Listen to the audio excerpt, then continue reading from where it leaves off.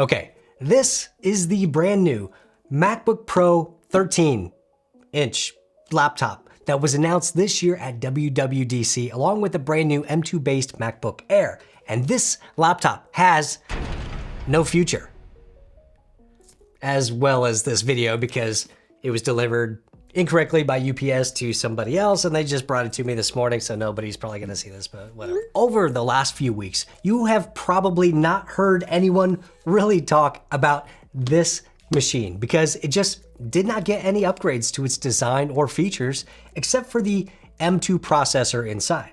This is the base model with the 13.3-inch display, 8 gigabytes of unified memory, 256 gigabytes of SSD, and a starting price of $12.99 US. And I debated hard about whether or not to even buy one of these to check out, because although I do not think that this is an interesting device or that you should buy one, but more on that later, it is the first shipping laptop with the brand new M2 Apple Silicon inside. And of course, I am curious about the performance of the chip, and I want to test it out and see how it compares to my other devices. So this is supposed to be my unboxing and first look at the new M2 MacBook Pro. And all I have to do is pull this little tab right here. And I can get to work and play with it and test it out and see how this thing runs. And I love setting up new hardware, but I just can't. I just can't do it. In my heart, I just can't tell anyone that I recommend that they should buy this laptop, even though I haven't even used it yet. Again, yes, this chip is new, and I'll talk about that in a minute, but there are too many things that make me hesitate, so let's start with the design. There was no new design for this new 13-inch MacBook Pro. It looks the same as the 2016 MacBooks, which is honestly not a bad design, but every other Apple laptop has been updated with Apple's new modern design language, except this guy, which just makes it feel outdated. The new Air announced alongside this one did get a new design that looks amazing in photos and videos, and I can't wait to get my hands on it. But we live in a shallow world where many people actually do buy things based on how they look or how they feel, and I don't think anyone's going to want to choose this older style MacBook over the new MacBook Air, just based on looks alone. Next, there's the touch bar, and although I know there are a handful of people who love the touch bar because they use it with a specific application for specific tasks, I'm happy for you, and if it works for you and your workflow. But the advantages of things like Photoshop quick buttons or a quick configuration or a quick cut or a quick whatever for whatever application you're using does not outweigh the awful experience of the basic controls of changing volume or adjusting brightness, in my opinion. Apple hasn't done a dang thing to update the functionality of the touch bar since they released it in 2016. No new features, no great new tools to develop for it, nothing. And now that Apple has removed the touch bar from every other laptop, do you really think that they're going to spend any time improving it going forward? No, they're not. And with all likelihood, this is the last touch bar laptop Apple will make. So do you think application developers are going to spend time developing the app for touch bar or update apps for existing touch bars? No, not at all. The touch bar has no future, and it's just shy of being a relic of something that Apple thought would be bigger than it was. For ports, this Pro laptop is still stuck with 2 single Thunderbolt ports. Well, only one if you actually need to charge the laptop, because Apple didn't add MagSafe to this model like they have all of their other MacBooks. And I will admit that I rarely use more than 2 ports on my MacBook Pro 14, and when I do, I use it with a dock connected with additional ports and power. But unlike 18 months ago, where the M1 Air and the M1 Pro were the new kids on the block with Apple's own processors, we now know what a real Pro machine looks like with Apple Silicon, and there's nothing pro about 2 ports. The screen on the M2 MacBook Pro is the same as the 13.3-inch display on the previous model. It's got 500 nits of brightness, P3 color, True Tone, and by any measurement, it is a fantastic display.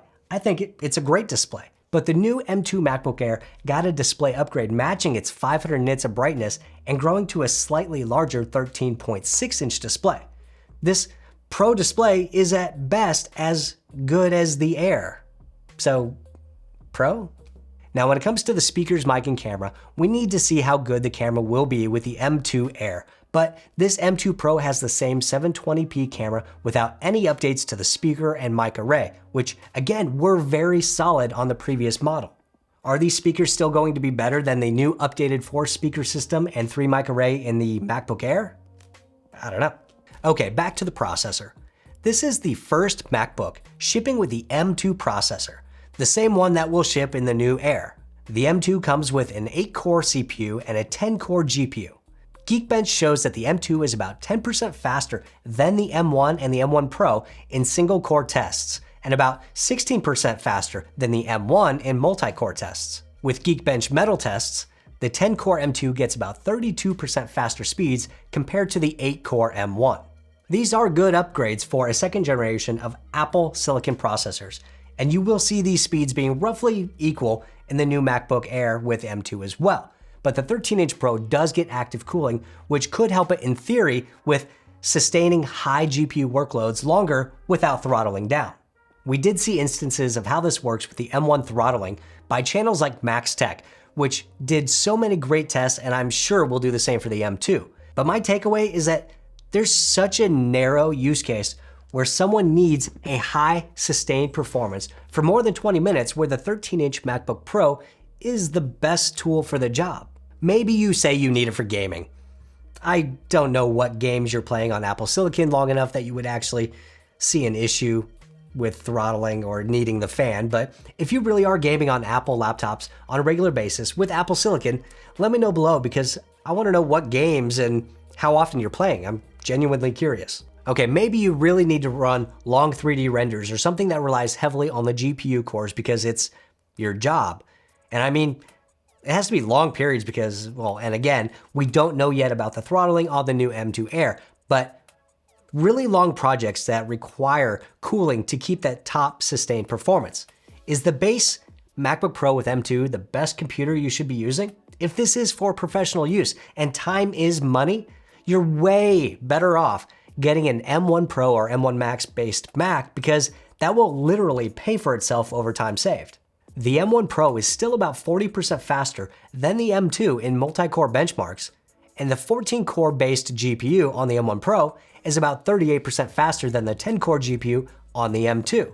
So if you really need sustained performance for your workloads, you're better off getting a better laptop.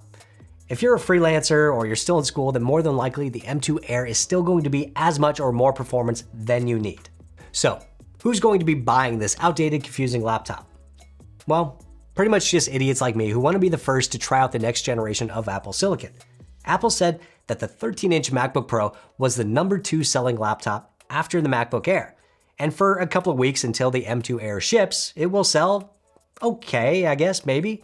But as soon as the M2 Air ships, this second best-selling laptop will most likely become their worst. There's just nothing about this laptop that says Pro over the Air. It doesn't come with Pro ports. It doesn't come with Pro external display support. It doesn't come with a Pro display in itself.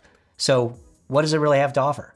This machine just does not make sense now at $100 more than the MacBook Air M2 when the Air gets all of the benefits people care about, including a new design, bigger screen, regular function row, better camera, same screen brightness, color options, and of course, that lower price tag. Now, tell me I'm wrong below because this product just does not make any sense to me. If you feel like you need that extra sustained performance, then you really should check out my videos on the 14 and 16-inch MacBook Pros because they really are pro. But if you're getting the 13-inch M2 Pro anyway, check out this video right over here for good desk setup ideas. Hit the thumbs up button if you liked it, hit subscribe if you want, and I'll see you next time.